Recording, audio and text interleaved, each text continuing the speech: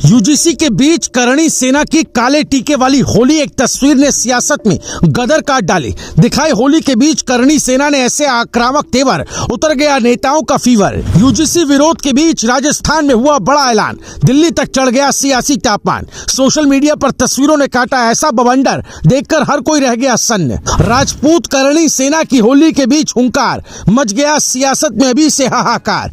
8 मार्च को किया दिल्ली कूच का ऐलान, सामने आई तस्वीरों ने सबको हैरान कर डाला।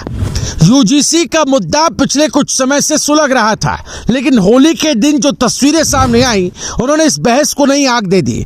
रंगों के त्योहार के बीच जब लोगों ने माथे पर काला टीका लगाकर फोटो जारी की, तो संदेश साफ था कि नाराजगी खत्म नहीं हुई है। जयपुर से शुरू हुई इन तस्वीरों की लहर देखते ही देखते दिल्ली तक पहुंच गए। सोशल मीडिया पर वीडियोस और फोटोज तेजी से फैलने लगे। हर कोई पूछने लगा कि आखिर ये काले टीके वाली होली क्यों खेली गई और इसका इशारा किस ओर है। दरअसल राजपूत करणी सेना ने यूजीसी के विरोध को अलग अंदाज में दिखाने का फैसला किया। रंग गुलाल के बीच काला टीका लगाकर उन्होंने ये जताया कि उनका आंदोलन ठंडा नहीं पड़ा। मंच से साफ कहा गया कि ये प्रतीक है और असली लड़ाई अभी बाकी है। और काल होली है, मैं लोग सब तय कर कालो टीको लगा, क्योंकि रंग माँ का खत्म कर दिया है। सामान्य वर्ग का युवाओं को जो जब जीवन खत्म कर दियो, जीवन का रंग खत्म कर दिया, तो होली का रंग माँ कहीं लाग, तो रंग खत्म कर दिया तो कालो टीको लगा, काली होली काल में खेल। होली जैसे खुशियों के पर्व को विरोध के मंच में बदल देना अपने आप में एक बड़ा संदेश माना जा रहा है। समर्थकों का कहना है कि जब तक मांगे पूरी नहीं होंगी, तब तक आवाज उठती रहेगी। राजस्थान में हुए इस आयोजन में बड़ी संख्या में लोग जुटे, युवा भी थे, बुजुर्ग भी थे और महिलाएं भी नजर आई। नारे लगे और मंच से बार बार ये दोहराया गया कि यूजीसी के फैसले पर सरकार को दोबारा सोचने की जरूरत है। सबसे बड़ा ऐलान तब हुआ जब 8 मार्च को दिल्ली कूच की बात कही गई।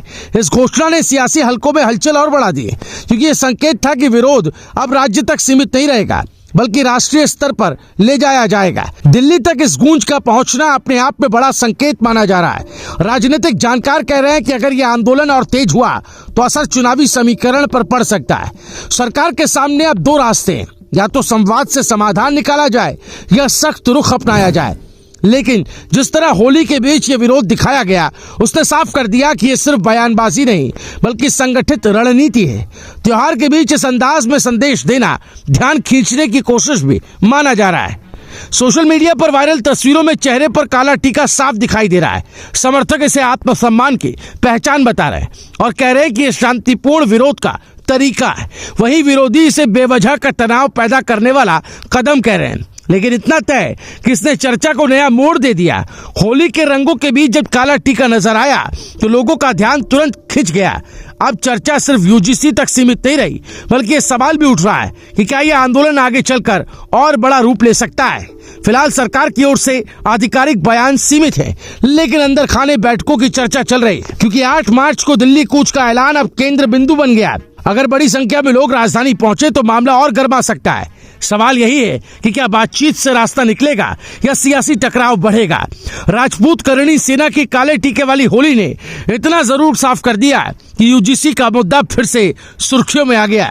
आने वाले दिनों में यह तय होगा कि यह हुंकार कितनी दूर तक जाएगी और सरकार इसके जवाब में कौन सा कदम उठाएगी।